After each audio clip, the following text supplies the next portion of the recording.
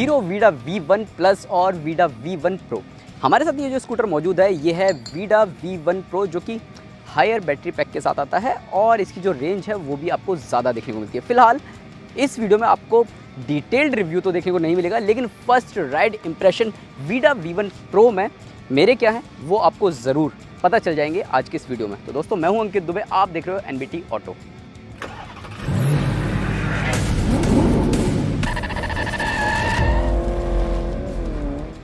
Vida V1 pro के first ride review को हम पार्ट्स में डिवाइड करते हैं, लेकिन उससे पहले जो V1 प्लस और V1 प्रो है उसमें थोड़ा सा अंतर बता देता हूँ। खैर, ये मैंने जो वॉक अराउंड था, डिटेल्ड वॉक अराउंड था, उसमें ऑलरेडी मैं बता चुका हूँ। अगर आपने नहीं देखा है तो आप नीचे डिस्क्रिप्शन बॉक्स में जो लिंक है वहाँ पर जाकर देख सकते हैं। लेकिन इस वीडियो में मैं आपको एक बार फिर से बता देता हूँ। जो V1 प्लस है उसमें आपको 3.44 किलोवाट आवर का बैटरी पैक मिल जाता है और प्रो में आपको 3.94 किलोवाट आवर का बैटरी पैक मिल जाता है। तो रेंज की बात करते हैं तो V1 प्लस में आपको 143 किलोमीटर की रेंज मिल जाती है और V1 प्रो में आपको 165 किलोमीटर की रेंज देखने को मिल जाती है। इसके अलावा अगर कीमतों की बात करें तो दोनों ही स्कूटर में लगभग 14,000 रुपये का डिफरेंस है। जी हाँ, V1 प्लस में आपको जो कीमत देखने को मिलती है वो है 1,45,000 और V1 प्रो की जो कीमत है वो है 1,59,000 रुपये एक्स शोरूम। अब कीमतों के लिहाज से देखा जाए ना तो जो V1 प्रो है वो अभी तक अपने सेगमेंट में सबसे महंगा स्कूटर साबित हो रहा है। अब इतनी ज़्यादा कीमत पर लोगों के मन में सवाल यही आ रहा होगा कि क्या ये स्कूटर खरीदना फ़ायदे का सौदा साबित होगा या नहीं। खैर, उसी सवाल का जवाब देने के लिए तो हम इस वीडियो में इसका रिव्यू कर रहे हैं। तो सबसे पहले अगर हम इस स्कूटर के लुक्स और डिज़ाइन की बात करें तो दिखने में ये स्कूटर ना कई लोगों को पसंद आएगा, कई लोगों को नापसंद भी आ सकता है।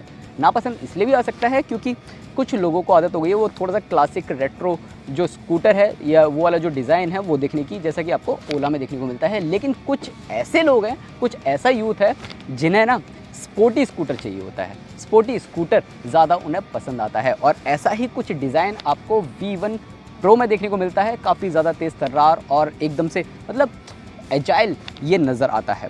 और अगर हम क्वालिटीज़ की बात करें, फिट एंड फिनिश की बात करें या फिर जो भी कंपनी ने यहाँ पर कंपोनेंट यूज़ किए हैं उनकी बात करें तो वो वाकई बहुत ही बेहतरीन क्वालिटी वाले देखने को मिलते हैं। इसके अलावा अगर आप हेडलाइट देखते हो, टेल लाइट देखते हो, टर्न इंडिकेटर्स देखते हो तो वहाँ पर भी कंपनी ने LED का इस्तेमाल किया है जो कि बहुत ही ज़्यादा ज़बरदस्त नज़र आते हैं और उनका डिज़ाइन भी अगर आप देखते हो ना तो वो भी आपकी आंखों को काफ़ी ज़्यादा बढ़िया लगता है। इसके अलावा अगर आप स्कूटर का कलर देखते हैं, कोई सा भी कलर आप उठा के देख लो, चाहे ब्लू उठा लो, रेड उठा लो, ब्लैक उठा लो, वाइट उठा लो, मतलब कोई भी अगर आप कलर देखते हैं ना तो उसकी जो क्वालिटी है वाकई ज़बरदस्त नज़र आती है। इसके अलावा अगर आप ऊपर की तरफ देखते हैं तो यहाँ पर हेडलाइट नहीं है, हेडलाइट नीचे की तरफ है और यहाँ पर ये वाला जो पैनल है ये काफ़ी ज़्यादा बढ़िया नज़र आता है। ग्लॉस फिनिश आपको यहाँ पर देखने को मिल जाता है।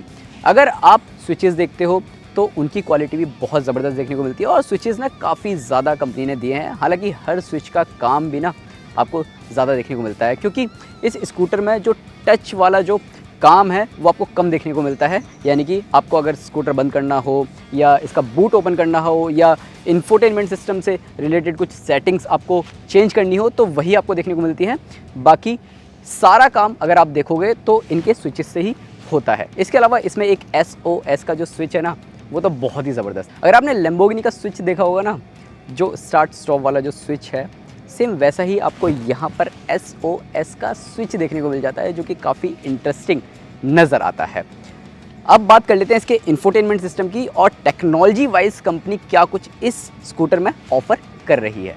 ये आप की देख रहे हो ना, यह हीरो वीडा V1 प्रो या प्लस किसी की भी की आप समझ लो और इसका जो काम है ना वो आपको यहाँ बाहर कहीं भी नज़र नहीं आएगा। और आप सोचेंगे ऐसा क्यों? बेसिकली मेन की ना ये है, ये मैंने यहाँ से निकाली है और इसमें लगा देता हूँ। ये की कुछ इस तरीके से देखने को मिलती है जैसे कि कार की चाबी होती है ना, वैसी आपको देखने को मिल जाती है।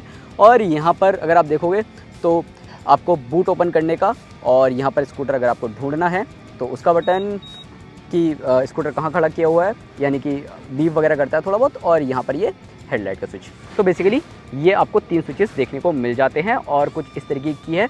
बेस्ट पार्ट तो ये है, अगर आपको ये स्कूटर ऑन करना है तो ये जो की है ना ये आप अपनी जेब में रखो। अगर आप लड़की हैं या लड़का हैं या माता जी हैं, अंकल जी हैं, कोई भी है तो आप इस की को अपने जेब में रखो और या फिर अगर आपको जेब में भी नहीं रखनी, आपको लगता है कि आपके पास पॉकेट वगैरह नहीं है, तो आप इस की को ना इसके अंदर यानी कि इस स्टोरेज स्पेस में भी यहाँ पर रख सकते हैं, कहीं पर रख सकते हैं और इसे ईजिली रखकर इस तरीके से बंद कर सकते हैं। अब बंद कर दिया, अब मैंने कर दिया है इसे ऑन। और की अगर इसके अंदर रखिए ना तो बिल्कुल सुरक्षित है, और आप जब भी इस स्कूटर को लॉक करके कहीं जाए तो की अपना निकाल लें। इसे ओपन करने के लिए भी यहाँ से जहाँ से इग्निशन ऑन किया है, यानी कि जहाँ से ये इंफोटेनमेंट सिस्टम ऑन किया है, यहाँ से यहीं से ही आप इसका बूट ओपन कर सकते हैं। इसके अलावा बूट ओपन करने के लिए आपको यहाँ पर भी एक स्वाइप बटन दिया है, यानी कि आप इस तरीके से स्वाइप करके बूट ओपन कर सकते हैं। खैर, हम बात इसकी कर रहे थे, तो इसमें क्या कुछ खास देखने को मिलता है मैं वो आपको एक बार बता देता हूँ। तो यहाँ पर अगर आप आते हो सेटिंग में, तो सेटिंग में अगर आप देखते हो तो display, auto light, light dark, ये कुछ थीम्स वगैरह, अपीयरेंस वगैरह ये देखने को मिल जाता है। फिर कनेक्ट, आप अपने स्मार्टफोन से कनेक्ट कर सकते हैं वाईफाई के ज़रिए। अगर आपके स्मार्टफोन में ऐप है, तो फिलहाल ये बीटा वर्जन में है जैसा कि मैंने आपको बताया, तो मैं आपको अभी दिखा नहीं सकता अपने फ़ोन में कनेक्ट करके, क्योंकि अभी जो ऐप है वो रोल आउट नहीं हुई है। माई स्कूटर में अगर आप आते हो तो यहाँ पर साउंड वगैरह ये आप ऑन ऑफ कर सकते हो, और ये ऑक्स बैटरी वगैरह, डॉक्यूमेंट्स अगर आपको रखनी है, ड्राइविंग लाइसेंस रखना है, रजिस्ट्रेशन सर्टिफिकेट रखना है स्कूटर का, तो वो आप रख सकते हो। और अबाउट में सॉफ्टवेयर वर्जन वगैरह क्या है, डिस्क्लेमर वगैरह, ये सारी जो चीज़ें हैं वो आपको देखने को मिल जाती हैं। OTA अपडेट के ज़रिए नया अगर वर्जन आ जाता है तो वो इसमें अपडेट हो जाएगा। इसके अलावा इसे कर देते हैं बंद, और कुछ इस तरीके का आपको ये लेआउट देखने को मिल जाता है। इसके अलावा यहाँ जो स्विचेस आप देख रहे हो, तो यहाँ पे आपको टर्न बाय टर्न नेविगेशन देखने को मिल जाता है। हालांकि जो इनबिल्ट गूगल मैप, जैसे कि आपने एथर में देखा होगा, ओला में देखा होगा या सिंपल में देखा होगा, वैसा आपको इसमें देखने को नहीं मिलता है, तो थोड़ा सा आप उस इनबिल्ट गूगल मैप को मिस करोगे। लेकिन टर्न बाय टर्न नेविगेशन इसमें मिल जाएगा, लेकिन उसे भी आप अपने स्मार्टफोन से ही कनेक्ट करके यूज़ कर सकते हैं।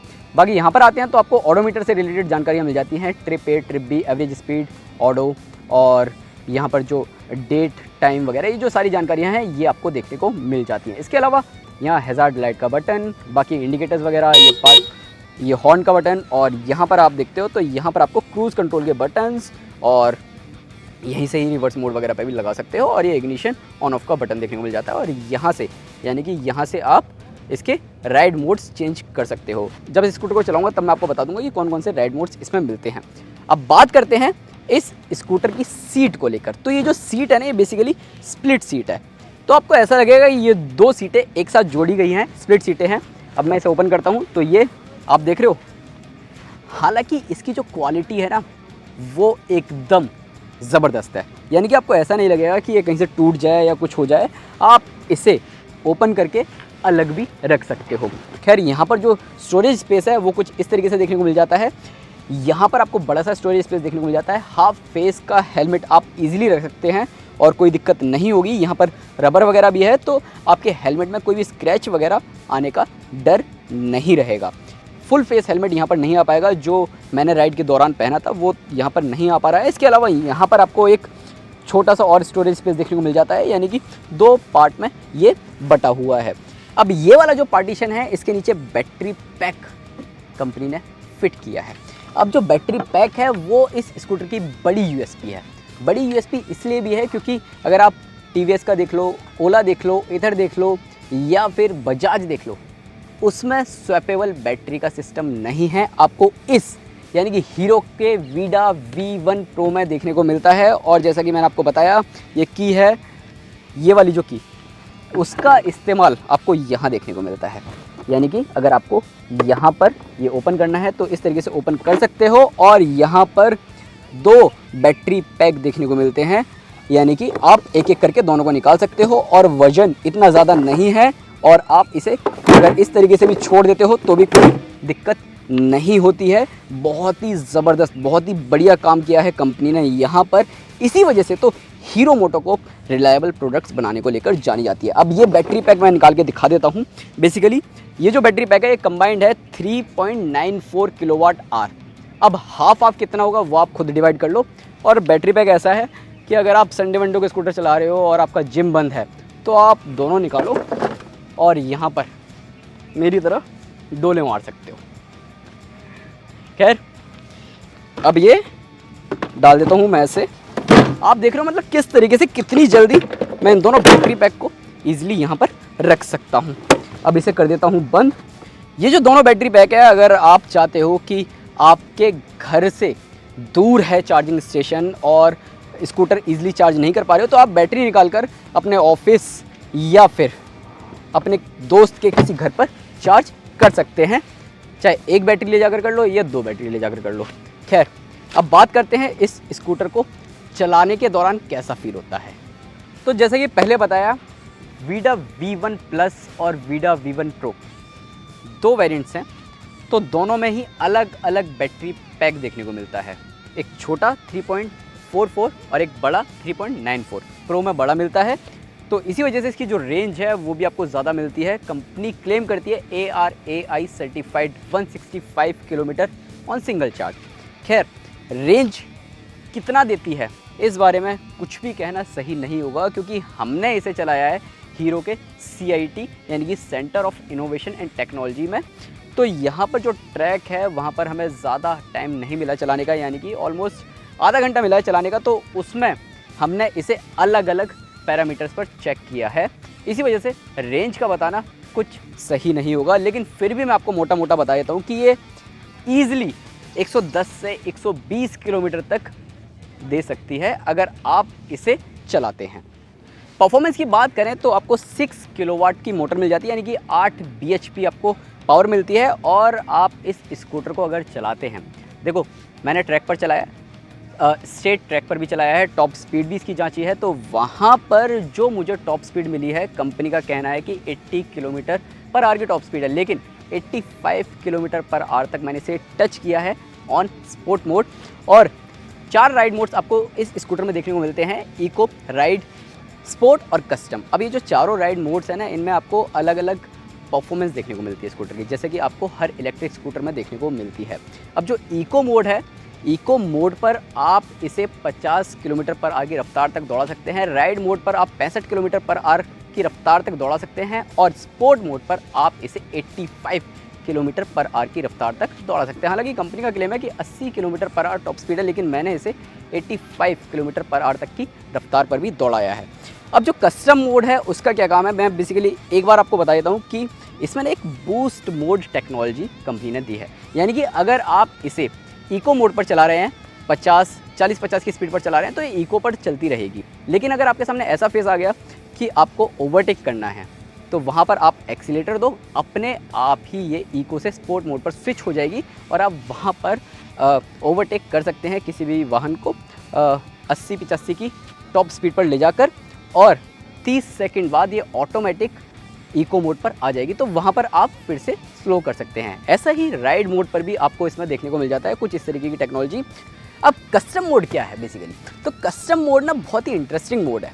यानी कि आप इस मोड को ना अपने स्मार्टफोन की जो ऐप है, अगर इससे कनेक्ट की गई है ऐप, तो उसमें आप उस कस्टम मोड से छेड़छाड़ कर सकते हो। उसमें आप स्पीड लिमिट कर सकते हो, सेट कर सकते हो कि भैया 60 से ऊपर ना जाए, 50 से ऊपर ना जाए, तो वो मोड वहाँ पर काम आता है। अगर मान लो आपने अपनी छोटी बहन को स्कूटर दिया है चलाने के लिए, या छोटे भाई को दिया है, या आपने अपने फादर को दिया है, और आप चाहते हो कि उनकी जो स्पीड लिमिट है वो 50 से ज़्यादा ना हो, तो आप कस्टम मोड पर सेट करके उन्हें पकड़ा दीजिए और कस्टम मोड पर वो उस स्पीड लिमिट को पार नहीं करेंगे। अब बात कर लेते हैं मोटर की परफॉर्मेंस को लेकर। तो इस स्कूटर में ना आपको रीजन मोड्स दिए गए हैं। जी हाँ, 2 थ्रोटल है, यानी कि अगर आपको रिवर्स में चलाना है तो आप चला सकते हो, और रीजन मोड यानी कि जैसे जैसे आप स्पीड में जाओगे और ब्रेक्स लगाओगे तो वहाँ पर जो बैटरी है वो फिर से चार्ज होना शुरू हो जाएगी और आपको बेहतर रेंज देने का दावा करती हुई नज़र आएगी। खैर, रेंज के बारे में मैंने आपको ऑलरेडी बता चुका है कि क्या रेंज देखने को मिलेगी जब हम इस स्कूटर को दिल्ली मुंबई जैसी सड़कों पर चलाएंगे और 2-3 दिन लगातार चलाएंगे, तब हम आपको बता ही देंगे कि एक्चुअल में ये स्कूटर कितनी रेंज ऑफ़र कर रहा है। अगर आप इको मोड पर चलाते हैं या फिर राइड मोड पर चलाते हैं या स्पोर्ट मोड पर चलाते हैं।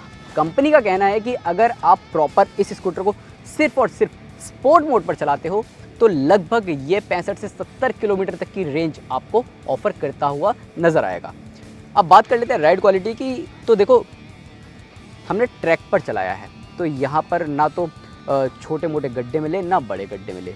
हालांकि 1-2 ब्रेकर्स छोटे मोटे देखने को मिले, लेकिन वहाँ पर राइड क्वालिटी बताना सही नहीं रहेगा। लेकिन वहाँ पर जो फर्स्ट इंप्रेशन मिलता है ना सस्पेंशन को लेकर, तो वो काफ़ी लाजवाब मिला, उसमें किसी तरह की कोई दिक्कत नहीं आई है। हैंडलिंग को लेकर अगर हम बात करें तो हैंडलिंग इस स्कूटर की फर्स्ट क्लास है। जी हाँ, मतलब मुझे ना इतनी बेहतर हैंडलिंग सच बताऊं अभी तक किसी भी इलेक्ट्रिक स्कूटर की नज़र नहीं आई है।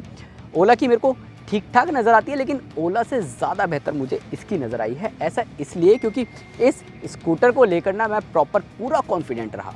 अगर मुझे थोड़ा सा शार्प टर्न भी लेना है तो मुझे बिल्कुल भी डर नहीं लगा। मुझे ऐसा नहीं लगा कि भैया आप तेज़ी से मोड़ रहे हो तो वहाँ आप गिर जाओगे, और आप ईज़िली कहीं से भी निकल सकते हो। यानी कि अगर आप ट्रैफिक में भी फंसे हुए हो, बम्पर टू बम्पर ट्रैफिक में, और आपको मतलब जल्दी से निकलना है कहीं से, तो वहाँ पर आपको किसी तरीके कोई घबराहट नहीं होगी, आप ईज़िली निकल सकते हो। इस लेवल की इसकी हैंडलिंग है। परफॉर्मेंस के बाद अगर हम ब्रेकिंग की बात करें तो इस स्कूटर को हमने 60-70 किलोमीटर पर आवर की रफ्तार पर दौड़ा कर एकदम से ब्रेक लगाया, तो वहाँ पर भी ना ब्रेकिंग परफॉर्मेंस हमें काफ़ी खुश करती हुई नज़र आई है। अब देखो, फ्रंट में डिस्क मिल जाते हैं, रेयर में ड्रम मिलते हैं, एबीएस नहीं मिलता, सीबीएस मिलता है, तो ब्रेकिंग जो परफॉर्मेंस है वहाँ पर आपको निराश होने की ज़रूरत नहीं पड़ती है। अब बात करते हैं एर्गोनॉमिक्स को लेकर, और देखो टायर्स का मैं आपको बताना भूल गया, जो टायर्स की जो पकड़ है ना वो भी ज़बरदस्त देखने को मिलती है। 12-12 इंच के टायर्स हैं, टायर्स की ग्रिप अच्छी देखने को मिल जाती है, और सबसे बेस्ट पार्ट जो एलॉय व्हील का डिज़ाइन है ना वो तो लाजवाब है। अब बात करते हैं एर्गोनॉमिक्स को लेकर, तो अगर आप इस स्कूटर के साथ लंबी दूरी की यात्रा करना चाहते हैं तो जो फुटरेस्ट है अगर आप देखोगे तो फ्लैट है, और यहाँ पर आपको अच्छा खासा नी रूम देखने को मिल जाता है। यानी कि अगर आपकी हाइट 6 फीट या उससे ज़्यादा है तो आप ना आराम से कंफर्टेबल लंबी दूरी की यात्रा कर सकते हैं, आपको किसी तरह की कोई दिक्कत नहीं होगी। और जो सीट है यहाँ पर अच्छी कुशनिंग का इस्तेमाल किया गया है, यानी कि आपको ऐसा नहीं लगेगा कि आपके जो हिप्स हैं वो पेन कर रहे हैं या आपकी कमर पर झटका आ रहा है, तो आपको ऐसा कुछ फील नहीं होने वाला है। फ्लैट हैंडल बार नहीं है, लेकिन हैंडल बार की जो पोजीशनिंग है वो भी आपको काफ़ी अच्छी खासी देखने को मिल जाती है। अब आते हैं फैसले को लेकर, लेकिन एक छोटी सी चीज़ मैं आपको बताना भूल गया था, इस स्कूटर में USB पोर्ट भी दिया गया है। अगर आप लंबी दूरी की यात्रा कर रहे हैं तो आप अपने स्मार्टफोन को चार्ज कर सकते हैं। हालांकि ये जो USB पोर्ट है ये टाइप A है, तो जाहिर सी बात है अगर आपके पास लेटेस्ट आईफोन है तो उसके लिए आपको कनेक्टर खरीदना पड़ेगा इस सॉकेट से चार्ज करने के लिए। अब बात करते हैं हीरो वीडा V1 Pro को खरीदा जाए या नहीं। अब ये जो स्कूटर है ना, इसकी जो कीमत है वो थोड़ी सी ज़्यादा लगती है। ऐसा इसलिए क्योंकि एथर 450X या फिर ओला S1 Pro या फिर TVS iQ, या अगर बात कर लिया जाए सिंपल एनर्जी, तो उनके मुकाबले जो कीमत है स्कूटर की वो आपको ज़्यादा देखने को मिलती है। इनफैक्ट बजाज चेतक से भी इस स्कूटर की कीमत ज़्यादा है। अब लोगों के मन में सवाल ये है कि भैया ज़्यादा कीमत तो है, ठीक है थोड़ा एक्स्ट्रा पैसा खर्च कर लेंगे, लेकिन उस एक्स्ट्रा कीमत के साथ क्या इस स्कूटर को ख़रीदा जाना सही फ़ैसला रहेगा या नहीं। तो मेरी मानो तो इस स्कूटर को ख़रीदना ना सही फ़ैसला रहेगा, क्योंकि मेरा जो फर्स्ट इंप्रेशन है, फर्स्ट राइड इंप्रेशन है, वो काफ़ी पॉजिटिव है। ऐसा इसलिए क्योंकि चलाने के दौरान आपको किसी तरह की कोई दिक्कत नहीं होती है। रेंज टेस्ट हम प्रॉपर नहीं कर पाए हैं, तो उसके बारे में जब ये स्कूटर हमें डिटेल्ड रिव्यू के लिए मिलेगा तब हम आपको बता ही देंगे। इसके अलावा हैंडलिंग बहुत ज़बरदस्त देखने को मिल जाती है, फीचर्स बहुत ही ज़बरदस्त हैं, प्रीमियम क्वालिटी हर जगह देखने को मिल जाती है, और फिट एंड फिनिश अगर आप देखोगे स्कूटर में तो वो भी आपको लाजवाब देखने को मिलती है। अब देखा जाए जो स्पेसिफिकेशन के आंकड़े हैं वो भी आपको बहुत ज़्यादा देखने को नहीं मिलते हैं कंपटीशन में। अगर आप देखते हो चाहे एथर 450X से कंपेयर करो या फिर आप ओला S1 Pro से करो, क्योंकि उनमें आप किसी में रेंज ज़्यादा मिलती है तो किसी में परफॉर्मेंस थोड़ी ज़्यादा देखने को मिलती है। लेकिन ये स्कूटर ना वाकई आपको काफ़ी ज़्यादा खुश करता हुआ नज़र आएगा, और ये सिर्फ मेरा कहना ही नहीं, हीरो का भी कहना है। ऐसा इसलिए क्योंकि अगर आप ये स्कूटर ख़रीद लेते हैं और 15 से 18 महीने बाद अगर आप चाहते हैं कि आपको वापस कंपनी को बेच देना चाहिए तो 70% पैसा आपको वापस मिल जाएगा। अगर आप ये स्कूटर ख़रीदने के बाद यानी कि 1.5 साल चलाने के बाद आप चाहते हैं कि दूसरा स्कूटर ख़रीदें और आपको पसंद नहीं आ रहा है तो आप वापस हीरो को दे दें, वो आपको लगभग 70% इस स्कूटर की कीमत अदा कर देगी। मुझे पता है आप में से बहुत सारे लोग अलग अलग राज्यों से इस वीडियो को देख रहे होंगे और सोच रहे होंगे कि हमारे यहाँ ये स्कूटर कब आएगा। तो फ़िलहाल के लिए कंपनी ने इस स्कूटर को 3 शहरों में यानी कि दिल्ली, बेंगलुरु और जयपुर में उतारा है। और यहीं पर इस स्कूटर की बुकिंग भी शुरू हो चुकी है। डिलीवरी जनवरी महीने से मिलना शुरू हो जाएगी और धीरे धीरे आपके शहर भी, यानी कि बाकी के जो स्टेट्स हैं, बाकी के जो शहर हैं, वहाँ पर भी कंपनी इसे लॉन्च करना शुरू कर देगी। तो दोस्तों, आपको वीडियो कैसा लगा कमेंट सेक्शन में ज़रूर बताएं और साथ ही अपने उन दोस्तों से भी ये वीडियो ज़रूर शेयर करें जो कि हीरो वीडा V1 Pro का फर्स्ट राइड रिव्यू देखना चाहते हैं।